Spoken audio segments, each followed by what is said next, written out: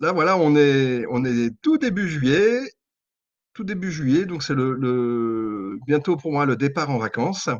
Et donc, voilà, d'utiliser ce temps de vacances, ce temps de déplacement eh ben pour transporter un petit peu de vie avec nous et mettre plus de vie dans nos vies. Voilà. Donc voilà, alors les vacances. Alors pourquoi transporter de la vie, hein? Vous savez que depuis la nuit des temps, les oiseaux font des migrations entre le sud et le nord et entre le nord et le sud. Et donc, d'une migration à l'autre, les oiseaux vont transporter un petit peu de ce qu'ils ont mangé au sud et viennent l'apporter chez nous. Et puis, ceux qui sont au nord en hiver, eh ben, quand ils vont repartir vers le sud, ils vont transporter un petit peu de ce qu'il y avait au nord et ils l'amènent dans le sud. Voilà. Et donc, le microbiote de la Terre n'arrête pas de se mélanger, n'arrête pas de se répartir, n'arrête pas d'évoluer en même temps.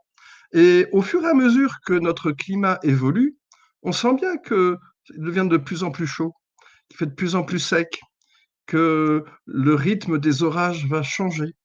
On sent bien toutes ces variations déjà. Mais est-ce que la vie chez nous est bien adaptée à tout ça?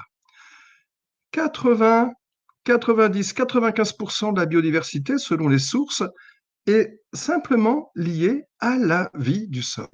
Voilà, cette vie du sol qui est dans laquelle il y a plein, mais surtout les vers de terre, tous les petits insectes que l'on voit, mais surtout toutes sortes de bactéries et toutes sortes de champignons, dont les fameux champignons mycorhiziens qui vont aider les plantes à bien vivre. Et aujourd'hui, le microbiote européen, le microbiote de la France, le microbiote de la Tchéquie, enfin, ces microbiotes ne sont pas encore bien adaptés au réchauffement climatique parce que ça évolue. Et les trames de vie du sol sont par endroits en train de s'effondrer de façon très visible parce qu'on voit des forêts entières qui disparaissent et elles sont en train d'être remplacées par quelque chose d'autre. Et ce quelque chose d'autre, donc, eh bien, il faut qu'on l'observe. Et c'est ce que beaucoup d'entre nous font déjà, hein, d'aller observer ce qui se passe autour des castors, par exemple, où on voit ces nouvelles trames apparaître dans leur sillage. Et puis voilà. Alors, comment ça évolue? Normalement, c'est les oiseaux, hein, les oiseaux qui transportent tout ça. La façon dont les oiseaux transportent le microbiote, vous voyez, c'est tout simple. Vous voyez, j'ai récupéré une feuille, une jolie feuille, hein, de pulmonaire officinal, et dessus, qu'est-ce que vous voyez? Vous voyez, il y a un gros caca dessus. Voilà, une fiente, hein, une fiente bien blanche. Et ça, cette fiente, c'est quoi? Eh ben, c'est simplement ce qu'a mangé l'oiseau, qui s'est décomposé dans son appareil digestif, donc probablement un petit ver, enfin une petite bestiole qui était dans le sol. Et donc ça contient quoi, cette petite fiente? Elle va contenir, eh bien sûr, tous les nutriments qui vont rester dans le caca. Ça sert d'engrais, donc hein, le guano est un engrais très précieux, donc il y a énormément de richesse là-dedans. Et ça va contenir les germes de bactéries et de champignons du microbiote. Et chaque fois qu'un oiseau vient du sud, d'une région plus aride et d'une région plus sèche, il transporte avec lui un petit peu de cet écosystème du sud qu'il vient inoculer, qu'il vient placer chez nous. Et ça c'est ce qui va permettre, c'est ce qui aide nos écosystèmes à s'adapter en leur apportant l'évolution de la vie qui va permettre à toutes nos plantes, à tous nos animaux, et aussi à nous-mêmes, bien évidemment, de mieux en mieux vivre dans ces temps d'incertitude et dans ces temps de changement. Alors, transporter des guano d'oiseaux, c'est pas forcément facile à faire pour nous, mais la façon la plus simple de le faire, c'est tout simplement d'aller récupérer sous un vieil arbre, d'aller récupérer un petit peu d'humus. Alors, regardez là, j'ai été chercher sous le vieil arbre de la maison un petit peu de la... elle sent bon cette terre. Un petit peu de cette terre, de cet humus noir, de cet humus qui sent bon le champignon. Alors, vous voyez, comme il vient de pleuvoir chez nous, ça sent la girole, mais on pourrait presque en faire une omelette, c'est délicieux. Et donc, dans la terre, comme ça, qu'il y a dans le sol, sur ce très vieil arbre, eh ben, depuis que cet arbre est là, il y a des millions d'oiseaux qui se sont posés dessus. C'est un arbre qui a peut-être 200, 250 ans. Chaque année, il y a des centaines, des milliers d'oiseaux qui se posent dessus. Chaque année, il y a des centaines, des milliers d'oiseaux qui font, qui font leur fiente dessus. Et donc, la feuille de pulmonaire était juste sous mon arbre, bien évidemment.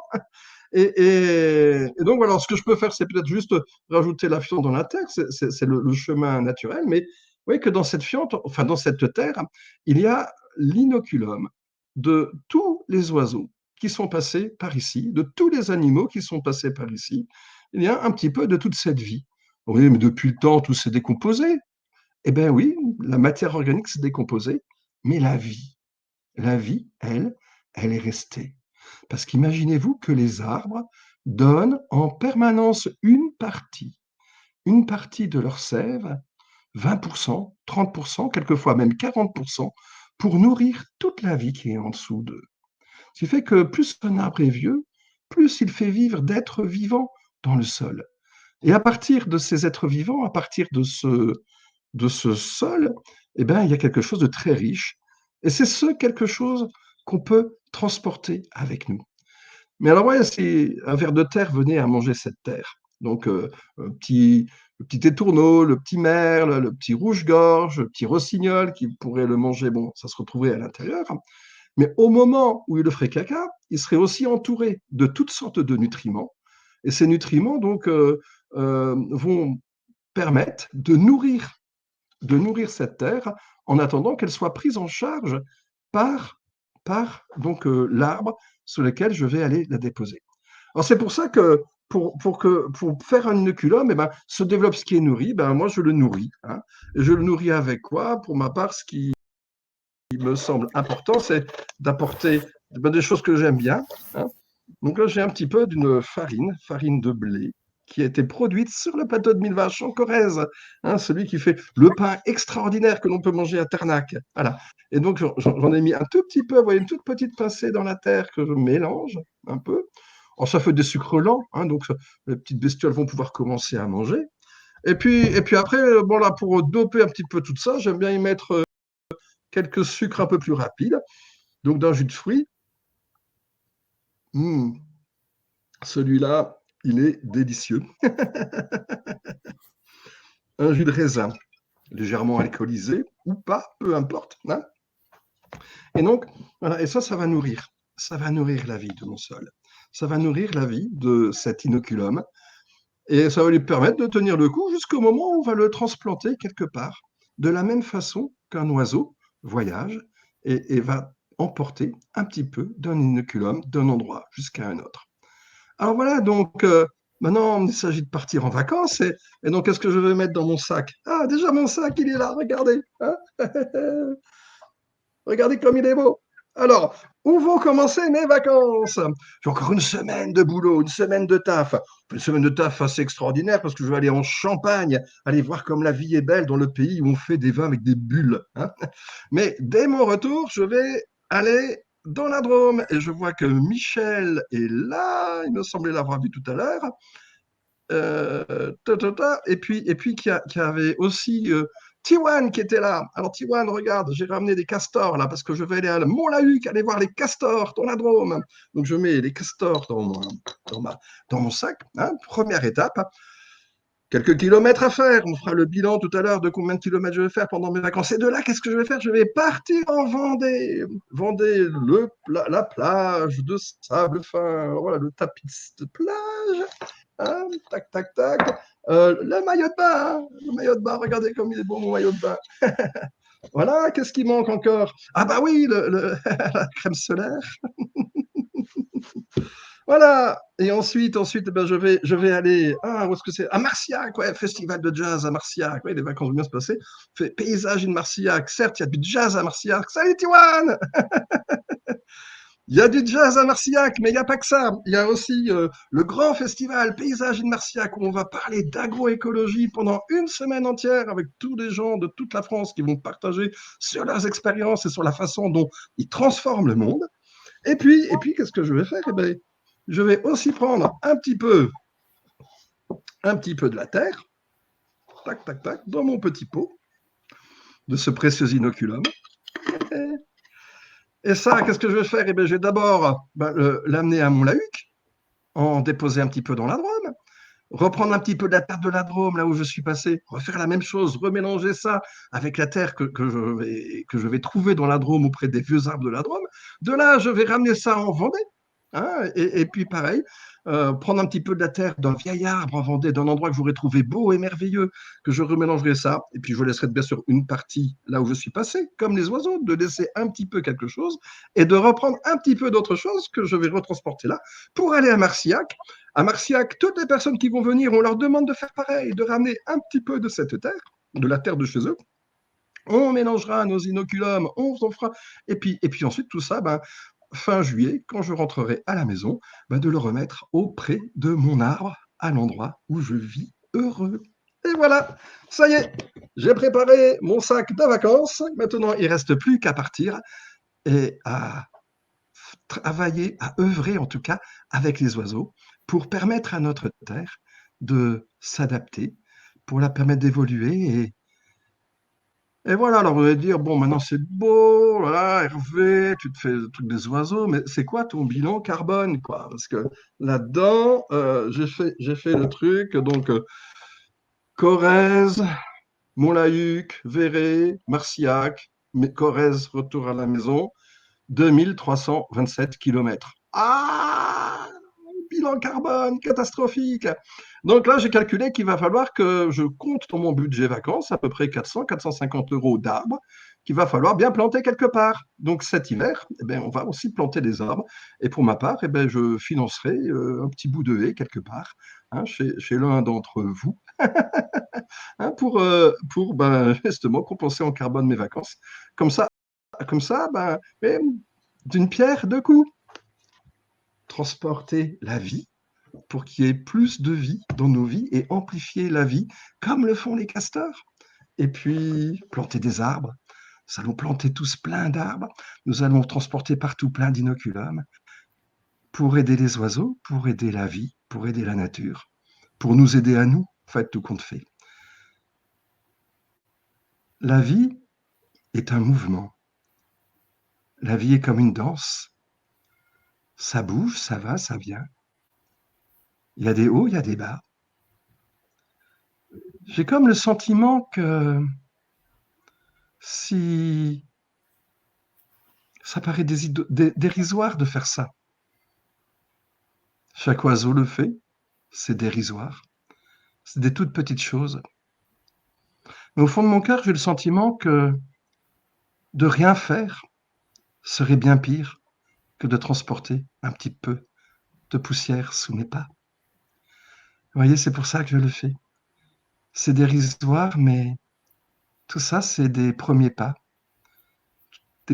qui nous guident sur ce merveilleux chemin de la vie, sur ce merveilleux chemin qui nous réunit tous ensemble, humains, non humains, de l'Éthiopie jusqu'au cœur de nos pays, sur ces chemins où tout est lié, où tout est donné et où tout est fragile.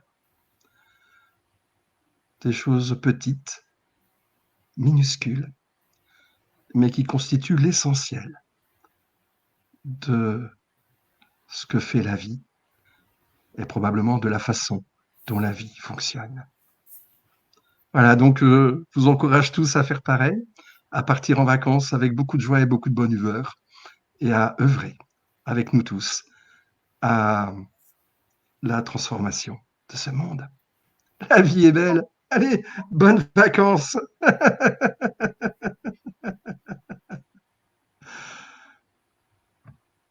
Bon, Eh ben, voilà. merci Hervé.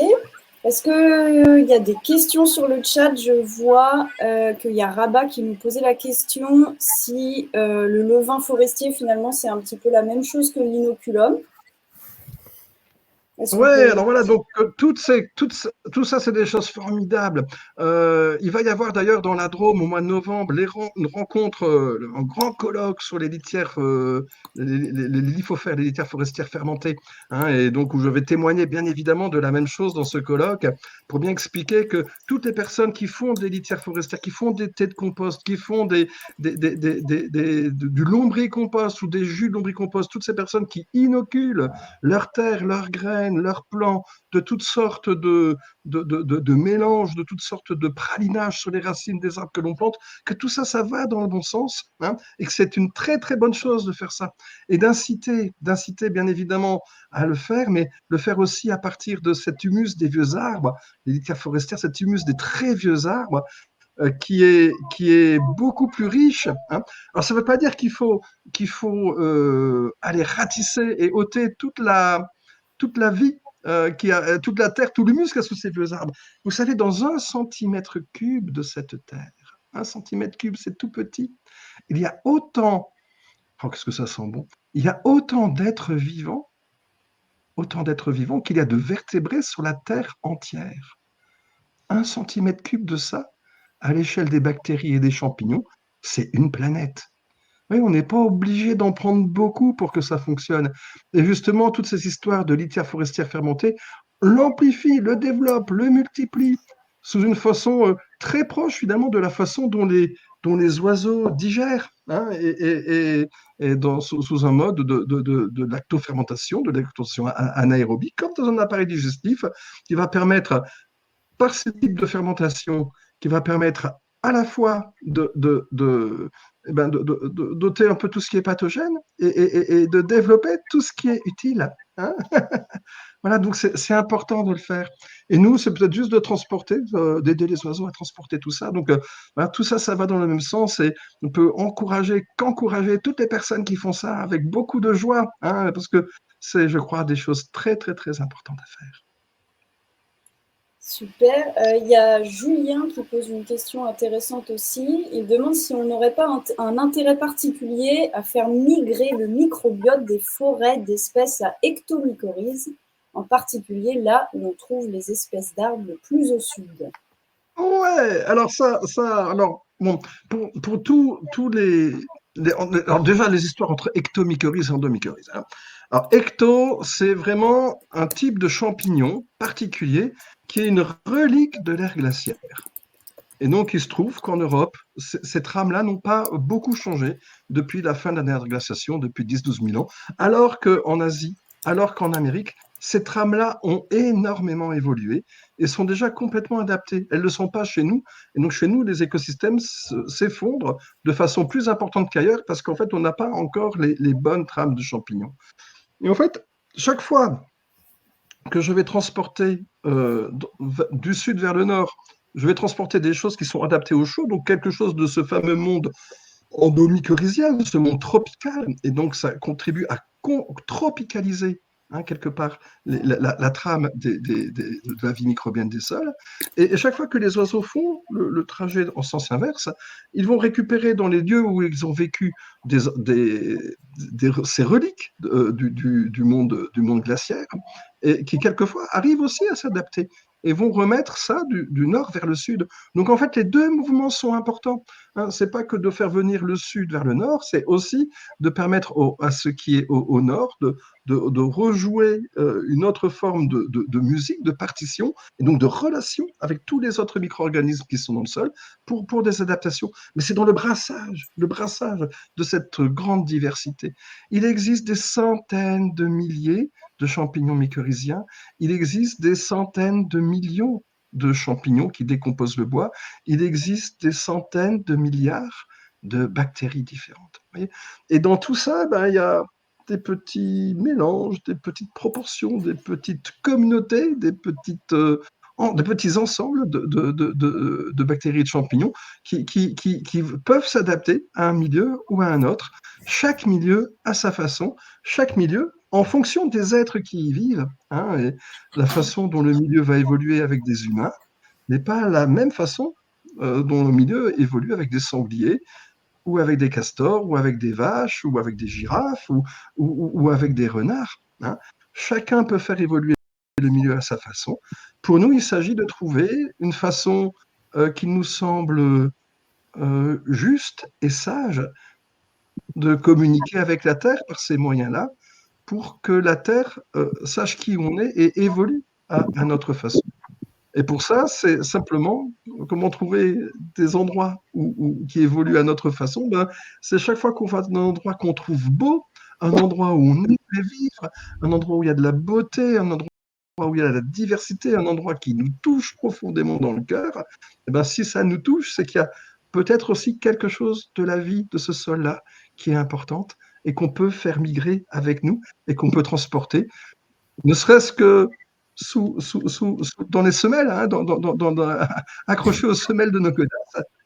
Rien que ce mouvement-là, les choses, les endroits qu'on va visiter souvent à pied ben, vont se diffuser simplement parce qu'on y va souvent. Hein.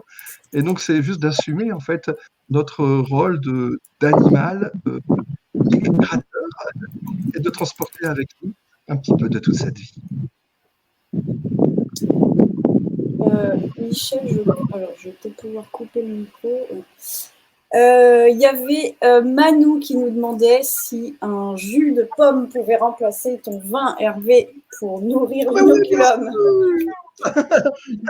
Jus de pomme, jus de fruits. En Chine, ils le font. Alors, ils font pas de la farine, ils font avec du riz. Et ils mettent pas de jus de fruits, ils mettent de la mélasse. Hein. Et aujourd'hui, il y a plein de gens qui continuent de fabriquer les lithofères avec riz et mélasse. Hein. Mais, en fait, ce qui est important, c'est de mettre des choses qu'on aime, des choses qui font sens. Pour moi, le pain et le vin, ça fait un sens un peu particulier.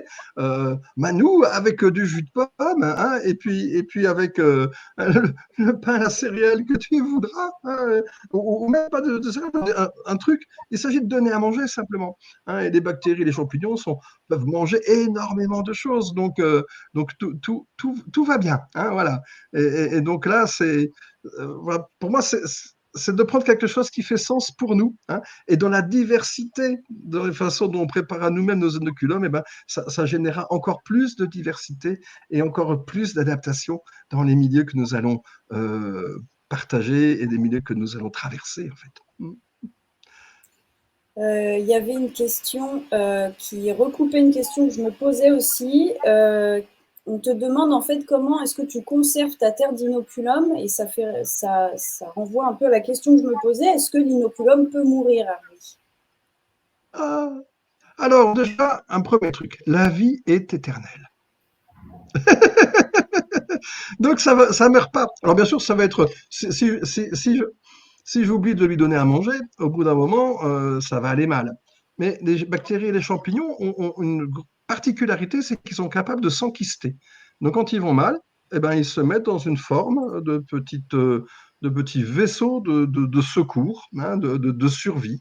Et peuvent rester comme ça, mais ils peuvent rester comme ça des milliers d'années. Hein. On a retrouvé des bactéries enquistées dans le permafrost qui avaient plus de 60 000 ans et qui se sont rétablies à la vie juste après. Oui. Donc, ça a la capacité de s'enquister. Et après, donc, comment faire pour pour le réactiver? C'est juste de réhumecter, de redonner un petit peu à manger. Hein, donc, un jus de fruits, de céréales, mais ça pourrait même des feuilles, hein, des feuilles de salade, hein, qu'on couperait en petits bouts, qu'on mélangerait dans tout ça, et ça ferait aussi de la nourriture pour toutes ces bestioles-là. Alors par contre, voilà, là je l'ai mis dans un petit pot, hein, qui est fermé, c'est pour le transporter pour les vacances et que ça ne se mélange pas avec les autres affaires que j'ai dans mon sac, mais voilà, c'est bien si ça peut respirer un petit peu. Hein. Si ça commence à se fermenter à l'intérieur, là, voilà, là, ça risque de plus être trop bon, donc il vaut mieux le laisser en conditions aérobies pour les transports. Sinon, j'ai aussi un petit sac que j'utilise quelquefois. Hein, voilà, hein, donc voilà, ça fait juste comme ça, dans un simple mouchoir, hein, pour faire une petite bourse et transporter ça dans le fond de sa poche. Hein, et ça marche aussi très très bien. Voilà, après, moi, ça m'arrivait de retrouver un échantillon que j'avais pris et que je retrouvais dans une caisse au fond de la voiture 3-4 mois après. Ben, je le retransporte avec et je le remélange. La vie a des capacités de résilience tout à fait étonnantes et tout à fait surprenantes. Est-ce qu'il y a d'autres questions dans le chat? Il y a des personnes qui veulent s'exprimer.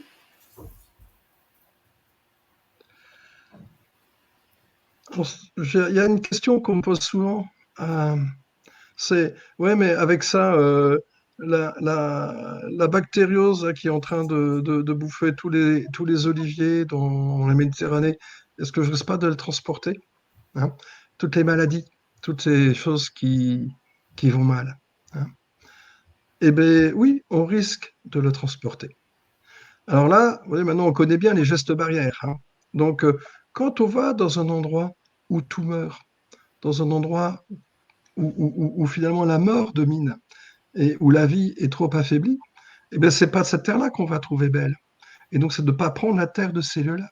Par contre, si on voit dans un endroit si on va dans un endroit où on voit que la vie explose, que la terre sent bon, qu'il y a plein d'oiseaux, plein d'animaux, plein de fleurs, plein de tout, là on peut se dire qu'à cet endroit-là, il y a une espèce d'équilibre qui fait que ça va bien.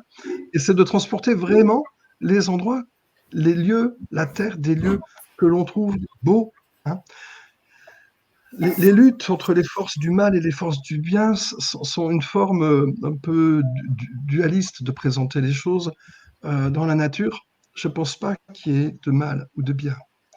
Il y a un petit peu de tout et que les forces de coopération entre les êtres vivants sont plus fortes que les forces de destruction. C'est pour ça que la vie est éternelle, c'est pour ça que depuis quelques 4 milliards d'années, elle s'est développée sur Terre. Depuis peut-être plus longtemps, elle s'est développée dans l'univers et qu'elle continue de se développer.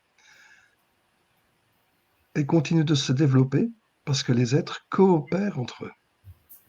Et que cette énergie cette autre loi de la jungle, comme dit, comment il s'appelle, aide-moi Joël, l'autre loi de la jungle de Pablo Servigne, voilà, comme dit Pablo, hein, eh bien, l'autre loi de la jungle, c'est la coopération. Et que les forces de coopération sont nécessairement plus fortes et plus efficaces que les forces de lutte. Et que c'est pour ça qu'il y a toujours de la vie. Sinon, cette merveilleuse aventure du vivant se serait éteinte sur Terre depuis bien longtemps. Peut-on avoir confiance en la vie? Peut-on avoir foi en l'avenir? Et ces petits pas, ces petits gestes que l'on fait permettent aussi de témoigner de ça, que l'on croit que la vie est belle. Il n'y a pas d'autres questions pour le moment sur le chat, Hervé. Alors moi, j'ai une question un peu qui part dans les détails. C'est la question un peu chiante. Je me posais la question, quand un oiseau, finalement, quand ça passe dans le microbiote d'un oiseau, j'imagine qu'il y a une hausse de température, il y a tout un procédé chimique qui se passe. Est-ce que quand finalement nous on utilise de la terre, quand on prend de la terre et qu'on l'emmène dans un autre endroit, est-ce que c'est pas un procédé qui est finalement vraiment différent que ce que fait l'oiseau? C'est la question que je me pose. Ouais. Alors voilà, donc l'oiseau le fait en mangeant, le sanglier le fait aussi en transportant ça sur ses poils, sur ses pattes, quoi. Hein. Ouais. Ce qui est important, c'est que toi, à partir du moment où je donne à manger, ça va générer un métabolisme, donc la vie d'organisme, et donc la vie, ça va dégager de la chaleur. Et ça va créer les mêmes mécanismes que ceux qu'il peut y avoir dans l'appareil digestif d'un oiseau, ou d'une vache, ou d'un humain. Et ces bactéries, ces champignons vont émettre toutes sortes d'enzymes digestives pour manger la nourriture qu'on aura mis, vont toutes sortes de substances, de vitamines qui vont favoriser la dégradation de tout ça. Et ce métabolisme va aussi dégager la chaleur. Donc en fait, c'est la même chose qui va se faire, mais à une échelle microscopique. Voilà. Il y a un truc qui est tu vois, la vie sur Terre, elle a débuté par des êtres microscopiques. Donc, ce qui se passe à l'échelle microscopique est primordial. Primordial, ça veut dire qu'il vient avant le reste. Et tous les autres mécanismes se sont greffés sur cette vie microscopique, comme une émanation de cette vie microscopique. Que la trame des microbes sur lesquels nous vivons, cette trame vivante de microbes, est probablement la chose la plus essentielle. Hein, et la plus diversifiée d'ailleurs. Hein. C'est là-dedans qu'il y a le plus de biodiversité d'ailleurs dans ces êtres microscopiques. Voilà. Donc de veiller juste à ça et de faire confiance en fait à ce mécanisme-là. hein. Et après, voilà, ça, on va le faire quelque temps, hein, tant qu'on a encore un petit peu les moyens de se déplacer, de faire nous-mêmes quelques migrations sur Terre. Mais ensuite, voilà, il faut, dans tout l'ouvrage que nous accomplissons à Corriderie, justement, de replanter des haies, de restaurer des zones humides, de faire attention au passage du moindre petit crapaud, du moindre petit castor, de la moindre petite bestiole, des libellules qui arrivent aujourd'hui à Mont-la-Huc. Toutes ces choses-là sont des choses qui favorisent justement le déplacement et le mouvement, hein. Voilà, et en favorisant ce mouvement, un beau jour, eh ben, on n'aura plus besoin nous-mêmes de transporter ces inoculums, et les oiseaux et les animaux le feront très bien, et la Terre évoluera très bien, elle aussi, hein. Super, merci. Et on a aussi une question assez intéressante de Joël qui nous demande où est-ce qu'on doit mettre l'inoculum que l'on a rapporté. Est-ce qu'il y a des endroits spécifiques où déposer notre inoculum? Ouais. Alors, pour moi, voilà, il y a à la fois à prendre quelque chose partout où on passe, on prend un petit peu de terre et on dépose quelque chose. C'est-à-dire que ce petit pot de terre, à chaque fois que je vais aller quelque part, je vais aller le reverser sur le sol, le remélanger avec la terre du vieil arbre ou du jardin merveilleux dans lequel je serai allé, vous retrouvez quelque chose qui m'aura touché, qui m'aura plu, et j'en reprendrai un petit peu. Donc à chaque fois, j'en laisse et j'en reprends. Dans le jardin, la maison, je l'ai mis juste au pied d'un arbre. Alors, j'ai pris, parce que j'ai la chance d'avoir un très vieil arbre au bout du jardin, donc c'est lui qui me sert de gardien de l'inoculum. Mais si c'est un tout jeune arbre, ou même un petit buisson, hein, d'une plante pérenne, hein, s'il y a un lierre à côté, c'est encore mieux, parce que le lierre, comme il a des feuilles vertes toute l'année, il va nourrir en permanence, la vie du sol, hein. Voilà, mais le vieil arbre, c'est très très bien. Et donc, c'est juste de laisser à la nature le soin de s'entretenir par elle-même, hein. Les arbres savent très très bien nourrir toute cette vie du sol. Donc, voilà, il suffit de laisser faire, quoi, en fait.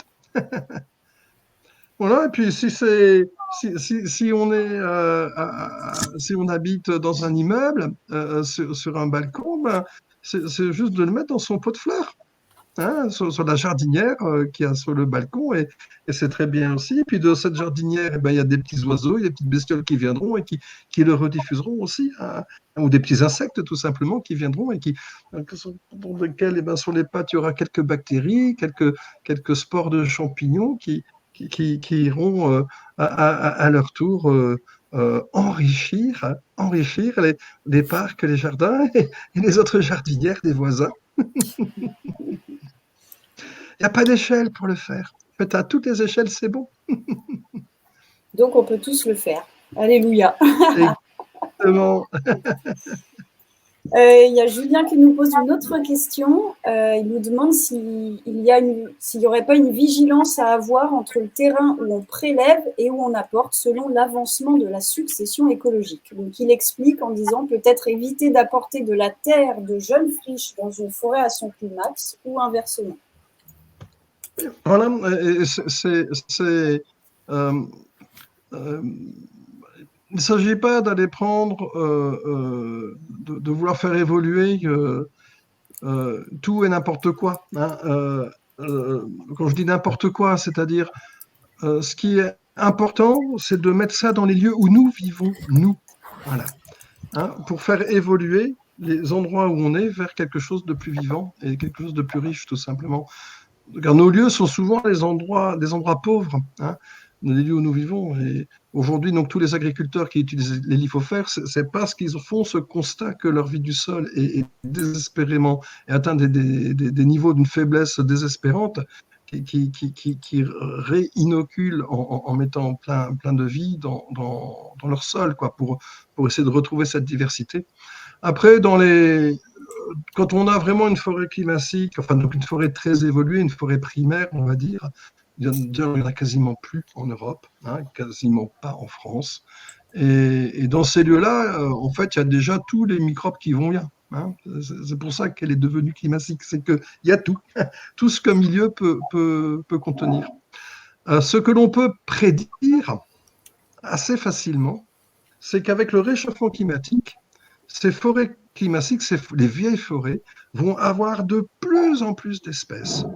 Et c'est un petit peu l'idée de cette amplification de la vie que peut apporter le réchauffement climatique. Amplifier de la vie, oui, ce que je dis, hein, tout le monde nous explique, oui, tout va mourir, mais en fait, le sens, quand on va vers le chaud, le sens, c'est plus de vie. Hein, et avec une espèce de tropicalisation de nos secteurs, ce qu'on vit cette année, hein, un vrai, un vrai printemps et maintenant un été de mousson, voilà, qui va alterner avec des années désertiques, hein, jusqu'à ce qu'un nouvel équilibre se mette en place et qu'on aille soit vers le désert, soit vers quelque chose de très tropical. Et entre les deux, ben, c'est notre façon d'être avec la nature qui va faire évoluer les choses. On ne peut pas prédire ce qui va se passer. Par contre, on peut observer. On peut observer, et bien, c'est ce qu'on fait à Corridori, hein, je pense, en étant un peu des gardiens, gardiens dans le sens qu'on observe tout ça, qu'on essaie de comprendre ce qui se passe, qu'on essaie d'agir avec la nature. C'est ce que font tous les gens qui font de la permaculture, c'est ce que font tous les gens qui font de l'agroécologie, hein, de encore mieux observer, encore mieux explorer ce monde. Mhm.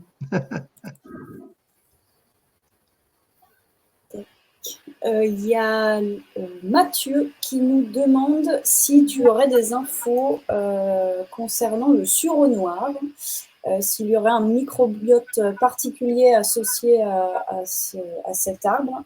Il dit qu'il a l'impression que c'est un amplificateur majeur de la fertilité et des micro-organismes du sol. Ouais. Alors, dans une étude que j'avais réalisée, je crois que c'était en 2004 ou 2005, j'avais trouvé, en fait, par rapport à nos cultures maraîchères et nos cultures fruitières, hein, j'avais trouvé qu'il y avait 5 plantes qui étaient tout à fait fondamentales et qui permettaient, en fait, d'avoir un microbiote particulièrement adapté à nos cultures. Et donc, le sureau, alors je ne sais plus exactement dans quels ordres elles étaient, mais il y avait le prunier ou le prunelier, il y avait le sureau, il y avait l'aubépine, il y avait le lierre et il y avait le noisetier. Voilà. Ces 5 plantes, en fait, ce serait bien qu'elles soient dans tous les endroits où on réfléchit à la fertilité de son lieu et qu'on a suffisamment de place pour les accueillir aussi. Hein. On ne va pas mettre ça dans un pot, dans un pot sur son balcon, mais dès qu'on a un petit peu de place, dès qu'on a une petite zone qu'on veut laisser un petit peu sauvage dans son jardin, la fameuse zone 5, eh ben, hein, d'être vigilant. Et puis ces plantes, en fait, elles arrivent vite toutes seules, hein, dans nos écosystèmes. Elles sont très, très souvent associées aux écosystèmes humains. Hein, donc dans notre sillage ou nous-mêmes dans ce sillage. Et je vois que là-bas nous dit la ronce est bien sûr, la ronce aussi. Hein, la ronce est une précieuse alliée.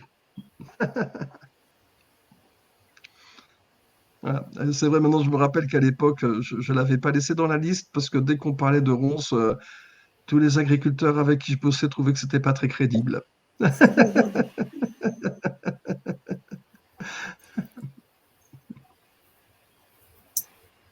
Bah, écoute, pour le moment, tu as répondu à toutes les questions. Je ne sais pas s'il y a encore d'autres questions. Si tu veux préciser des choses, Hervé. Ah, eh ben, moi, j'ai juste envie de vous dire, hein, eh ben, bonnes vacances! Donc, prenez bien la crème solaire, mais n'oubliez pas votre inoculum. Allez, la vie est belle. S'il y a une question qui arrive, il y a Rabat qui nous demande comment multiplier son inoculum. Alors voilà, donc là, de s'inspirer, pour ceux qui veulent vraiment le multiplier, c'est de s'inspirer des techniques de lithia forestière fermentée, hein, tout simplement. Mais après, c'est juste qu'il soit présent dans le jardin. Et après, la vie de son propre jardin se chargera de le multiplier, de le diffuser toute seule. Hein, ça se passe bien. Si des micro-organismes prennent l'habitude de vivre ensemble, ce qui fonctionne, la vie, ça se diffuse, ça se répand. Hein. Et on voit dans des secteurs, quand il commence à y avoir beaucoup de vie, c'est ce qu'on voit par exemple dans le désert de Gobi actuellement en Chine. Ils ont réfléchi à la façon de remettre des forêts dans ce désert, des forêts sèches, qui deviennent de plus en plus humides. Quand les arbres arrivent, eh ben, la pluie revient en fait. Et à partir de là, ben, on commence à voir que la vie, donc au début, les micro-organismes repénètrent avec les champignons dans la partie désertique et la forêt est en train de recoloniser le désert en certains lieux, toute seule, à partir de ces endroits où il y a énormément de vie. Et aujourd'hui, c'est tout ce qu'on a à faire aujourd'hui, chacun dans notre jardin, d'avoir plein de vie, et ça va se rediffuser tout seul. La vie appelle la vie, et plus il y a de vie, ben plus il y a de vie. Et la vie se répand et se diffuse avec une efficacité qui nous surprend. Vous voyez, on l'a vu avec le Covid, dans les choses qui sont qui nous assaillent, et qui sont négatives, mais ça marche pareil, et peut-être encore au mieux pour tout ce qui est positif, hein. Donc on peut avoir confiance en ça. La vie, la vie amène de la vie. Il y a Anna qui nous demande si on peut diffuser l'inoculum en spray. Oh, ouais, alors on peut faire ça. Alors, je n'ai pas essayé de le mettre dans ma crème bronzante. Je vais essayer.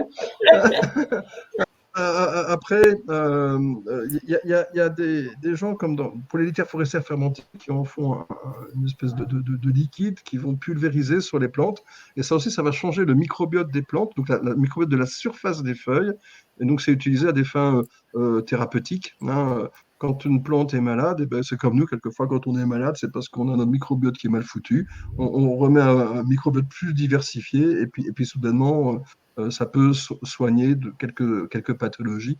On se rend compte que pour beaucoup de pathologies de surface, hein, notamment des champignons pathogènes qui attaquent la surface des plantes, simplement le fait de mettre quelque chose de très riche en vie, ben, ça va limiter le développement d'oïdium, de mildiou et de toutes ces choses-là, hein.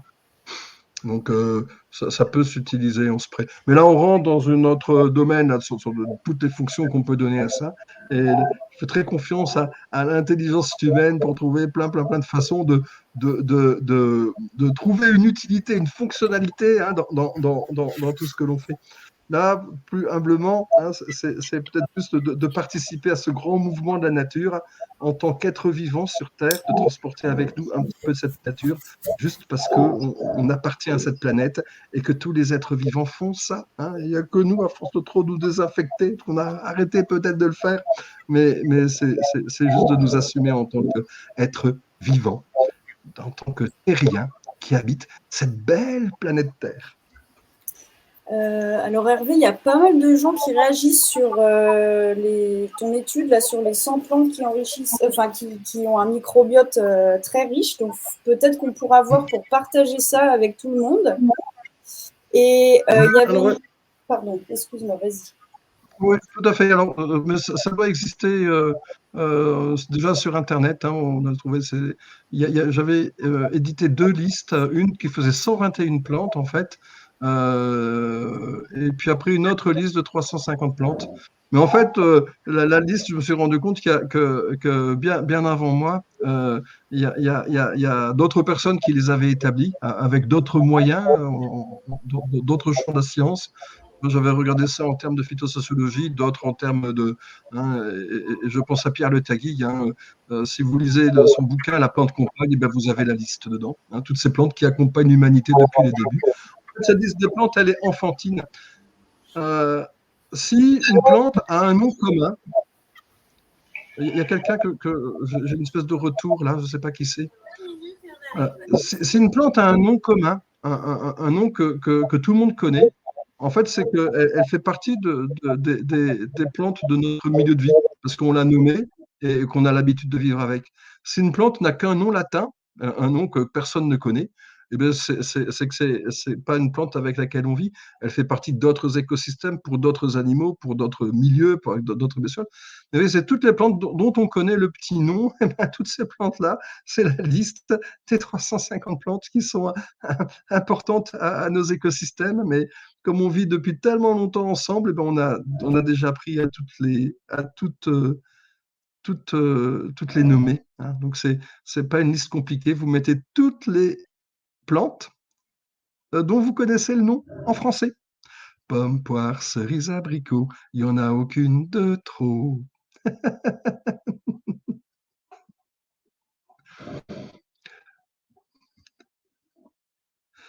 Et Mathieu nous parle des plantes de la fruticée. Ben oui, hein, Homo sapiens a une origine un peu frugivore, un singe de lisière. Et donc, on est né dans des fruticées associés aux champignons endomycorhiziens, ces fameux champignons tropicaux. Et les endroits où nous avons réussi à vivre, eh ben, partout, nous avons transporté ce microbiote avec nous, en fait. Jusqu'à ce qu'on le détruise par notre chimie et nos engrais, hein. Mais avant, il y avait ça partout où on vivait. Il y a Bruno Hervé qui me pose la question si tu pourrais rentrer un peu en détail sur le noisetier notamment, comme quoi il serait un pont pour les mycorhizes. Oui, alors il y a plein de plantes comme ça, hein, oui, quand on dit le poireau préfère les fraises, hein, il y a des gens qui ont écrit des bouquins là-dessus sur le fait que les plantes, certaines aiment bien la proximité d'autres. Et puis, j'ai rencontré un jour une bonne sœur qui me disait, mais c'est tout faux. Chez nous, les fraises, elles poussent pas bien à côté du poireau, elles poussent bien à côté des noisetiers. En fait, voilà, dans chaque jardin, dans chaque lieu, les plantes apprennent à vivre ensemble en fonction des micro-organismes qu'il y a dans le sol. S'il y a un champignon dans le sol qui permet de relier le poireau et les fraises ensemble, eh bien, ça fonctionne bien. Si ce champignon il n'existe pas, eh bien, ça ne fonctionne pas bien. Par contre, si c'est un champignon qui permet de vivre, de relier par exemple un noisetier et un fraisier ensemble, eh bien là, ça fonctionne bien. Sinon, ça ne fonctionne pas bien. Et donc, si je plante des fraisiers et des noisetiers côte à côte dans mon jardin, comme le sol va être nourri avec l'énergie des fraisiers et l'énergie des noisetiers, dans mon inoculum que je transporte, s'il y a le petit champignon qui est déjà adapté au chaud, au sec, et qui peut vivre avec ces deux-là, ben celui-ci va mieux se développer parce qu'il va être un petit peu mieux nourri que les autres. Et donc, c'est comme ça que les milieux s'adaptent. Ils ont besoin d'apprendre aussi, nos écosystèmes ont besoin d'apprendre, et ils apprennent avec les oiseaux, en fait. Les oiseaux sont nos précieux alliés. Donc voilà, il y a quelques plantes qui sont amplement et très très largement mycorhizées. Le noisetier fait partie de ces plantes qui savent aussi bien communiquer avec les plantes du jardin, avec les fraisiers, avec les légumes, mais également avec les plantes de la forêt. Et donc elles servent de pont entre ces deux mondes. Et on en a plein comme ça. Il y a la vigne, il y a le houblon. Ouais, la vigne et houblon, j'aime bien les citer parce que ouais, c'est aussi ce qui fait qu'on se retrouve dans les bars et qu'on fait la fête ensemble, quoi. Elles font aussi des liens entre les humains, mais elles font aussi des liens au niveau de la racine avec leurs champignons entre les plantes du monde de la forêt et les plantes du monde des jardins, hein. Et donc, voilà, c'est aussi des plantes importantes. Et je pense même que c'est un peu pour ça qu'elles ont réussi à nous civiliser, hein, parce que elles ont permis à nos ancêtres de venir habiter au cœur de forêts, hein, de forêts boréales, qui ne sont pas du tout les milieux d'où on vient, des forêts tropicales, qui n'ont pas du tout les mêmes champignons dans leur sol, quoi. Ça, c'est un truc qui m'avait super étonné. La première fois que je suis allé en Amazonie, il faisait chaud et humide, je pensais qu'il allait y avoir des champignons partout. Eh bien, il n'y en a pas. Il n'y a pas de cèpe, il n'y a pas de girole, il n'y a rien à manger là-bas, hein. Et c'est que dans les champignons des forêts de chez nous. Et avec le réchauffement climatique, eh bien, euh, on aura de moins en moins de cèpes, de moins en moins de girolles, de moins en moins de trompettes de la mort, hein. Et par contre, on aura de plus en plus de fruits, on aura de plus en plus de légumes, on aura de plus en plus de plein d'autres belles choses, hein, qui transforment notre monde. Et si aujourd'hui, à Brive, on se délecte de poêlée de cèpes, hein, eh bien, ce sera peut-être le plat local d'Oslo ou de Tromsø dans quelques années, quoi. Plus en Norvège ou en Finlande. Il y a Rabat qui nous demande Ah, il y a Tiwan qui montre quelque chose. C'est trop chouette. même la nouvelle génération est en train de suivre ta conférence, Hervé. Ah, c'est excellent. Ah, mais Tiwan, il est déjà un expert en inoculum, hein. Avec ses Ninjago, il en fait partout. Et il transporte de la terre de tous les côtés, hein.